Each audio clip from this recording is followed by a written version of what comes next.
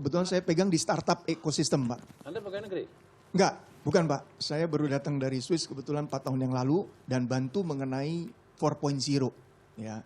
Dan itu memang salah satu tantangan kita adalah memang insentif. Karena perusahaan-perusahaan yang mau menjadi global lighthouse ini tidak ada insentifnya. Jadi ngapain juga harus transformasi ke sana. Nah, untuk Korea banyak kita dapat masukan memang karena di dalam Korea itu internal marketnya 80% dikuasai oleh produk lokalnya sendiri dan 20% importnya. Sedangkan di kita merasa sebagai startup itu terbalik justru. 20% kita dikasih untuk lokal produksinya dan 80%-nya malah dimasuki oleh produk-produk import. Terakhir mungkin dari saya setuju sekali 100% istilahnya masukan dan saya fond of Purdue Pak. Saya suka banget Pak. Saya belum bisa masuk ke sana Pak. Luar biasa Lehigh dan Purdue adalah maksudnya ini saya. Nah yang terakhir mungkin adalah bagaimana nih startup-startup yang sebetulnya punya inovasi tinggi ini, tapi mereka memang pendanaannya minim Pak. Ya, terutama memang dengan teh winter dan sebagainya ini memang suatu challenge dan visi-visi dari luar juga nggak mau masuk ke Indonesia untuk masalah ini. Nah, kira-kira mungkin dapat arahan dari Pak Purbaya. Terima kasih, Alex. Mungkin ada pertanyaan dari, ya silakan. Kita diingat-ingat aja nanti kita pertanyaannya. Kita kumpulin 3 dulu lah supaya. Saya udah lupa pertanyaan dia. Pokoknya insentif untuk startup dan bagaimana juga untuk memancing visi-visi yang mungkin sudah mulai kurang tertarik. Silakan, Dian. Pak Menteri, Mbak Desi. Kami dari Bentul Group, dari industri hasil tembakau, Pak. Mungkin 3 hal. Yang pertama adalah apresiasi dan terima kasih atas optimisme yang menular, Pak. Yang kedua, kebijakan cukai tahun depan tidak dinaikkan dan harga jual eceran juga tetap sama. Kami berharap dengan itu industri hasil tembakau yang terpuruk dan tidak baik-baik saja ini bisa bernafas sedikit Pak. Mungkin ke depannya bersama industri bisa berdiskusi mengenai stimulus apa ya kira-kira nanti bisa digulirkan untuk industri ini Pak. Kemudian dari segi non-fiskal Pak, kami juga berharap akan menjadi perhatian Kementerian Keuangan Pak, karena selain kebijakan fiskal, kebijakan non-fiskal juga menekan industri ini dan sulit untuk bertahan, karenanya kami mohon support Bapak. Mungkin yang terakhir Pak, dari kami membantu, industri kami membantu UMKM banyak sekali.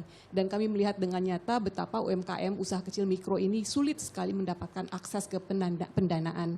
Dan kami mohon dengan digulirkannya sekian 200 triliun ke Himbara itu bisa menetes ke usaha kecil dan mikro, utamanya mereka yang kesulitan mendapat akses seperti kaum difabel Pak. Demikian Pak, terima kasih Mbak Desi. Terima kasih Dian. Mungkin ada Bu Felia? Non-fiskal itu apa ya? Kenapa Pak, kebijakan dari PP Kesehatan Pak, turunannya? Oh di sana, kesehatan. Oh, bukan saya. Nanti saya akan buka second round lagi. Ya, silakan. Terima kasih kesempatan ini. Saya ingin pemerintah Prabowo sudah mencanangkan komitmennya terhadap perubahan iklim. Kiranya bantuan apa atau atensi apa yang bisa diberikan oleh Kementerian Keuangan? Kaitan dengan itu, tentunya kita sedang mengalami masa transisi. Ya. Siapa yang akan membayar transisi itu? Swasta tidak berkenan atau terlalu mahal. Apakah pemerintah akan juga memberikan insentif? Kalau struktur kita seperti sekarang ini dengan subsidi yang cukup besar dialokasikan untuk pengembangan energi terhadap batu bara dan sebagainya, maka renewable energy masih dianggap susah. Adakah mungkin tangan perpanjangan dari Kementerian Keuangan dapat memberikan bantuan untuk insentif untuk mendorong transisi ini? Ya, terima kasih. Dari mana? Siapa mungkin? Jelas. Felia Salim, maaf. Saya orang keuangan yang pemerhati lingkungan. Baik, Pak Purbaya langsung dijawab. Insentif untuk startup, untuk para inovator dan juga dari industri tembakau, apa yang bisa dibantu khususnya untuk trickle down ke UMKM dan energy transition ini siapa nanti yang bisa dibantu? Kalau dari keuangan mungkin insentif baru ada kur kan untuk kredit usaha rakyat itu kan harusnya untuk UMKM kan. Tapi saya nggak tahu pelaksanaannya betul apa enggak. Nanti saya akan cek seperti apa pelaksanaannya. Karena katanya nggak juga mengalir ke UMKM itu ke nasabah lama banknya aja. Jadi dapat bunga lebih rendah itu kan saya cek. Tapi kalau untuk secara keseluruhan untuk insentif UMKM, seperti saya bilang tadi harus desain secara terintegrasi. Nanti mungkin saya akan diskusi dengan dia yang akan manggil saya, akan mengembangkan gimana skema bantuan untuk UMKM yang terintegrasi. Kalau saya sih pemerintah, sebagai pemerintah, let's say invest 10, 20, 30 triliun di bank UMKM yang baru, nggak ada masalah selama langkahnya clear. Cuman kan sekarang saya belum lihat seperti apa ininya. Saya mesti diskusikan dengan mereka seperti apa. Tapi kalau seperti sekarang approach-nya, kita nggak akan pernah dapat UMKM yang kuat. Kalau Anda minta perbankan membantu UMKM, kan saya bilang tadi, bank kan profit maximizer, hitung resikonya, pasti nggak akan ngalir ke sana. Jadi cara berpikir kita mesti dirubah, approach mesti dirubah, approach yang komprehensif yang betul-betul mengembangkan UMKM secara khusus. Bukan iseng-iseng. Kalau orang yang suruh ngambil profit, suruh amal ya nggak bisa. Desain kepalanya beda memang. Jadi kita mesti desain yang baru kalau membantu UMKM secara betulan ya. Itu mungkin. Kalau untuk tadi digital, kenapa 20% domestik, 80% asing? Saya nggak tahu. Cuman Anda tahu lah kira-kira permainan di sana. Kalau di luar gampang ngaturnya, di dalam nggak bisa kira-kira begitu. Tapi kan ada kewajiban memakai produk lokal kan. Itu juga diprotes sana sini ya. Itu Pak Luhut yang dorong ya. Cuman diprotes sana sini karena nggak applicable katanya. Jadi pada dasarnya gini, kalau barang yang nggak ada di Indonesia, ya nggak apa-apa. Tapi kalau ada harusnya minimum 40% dipakai. Dan saya pernah pengalaman dengan sebuah BUMN, memang dia senang pakai produk luar negeri karena bayarnya di luar, negonya di luar, kirimnya di luar, nggak terdeteksi. Kalau di sini terdeteksi, itu mungkin yang mesti ke depan dipikirkan gimana mencegah hal-hal seperti itu.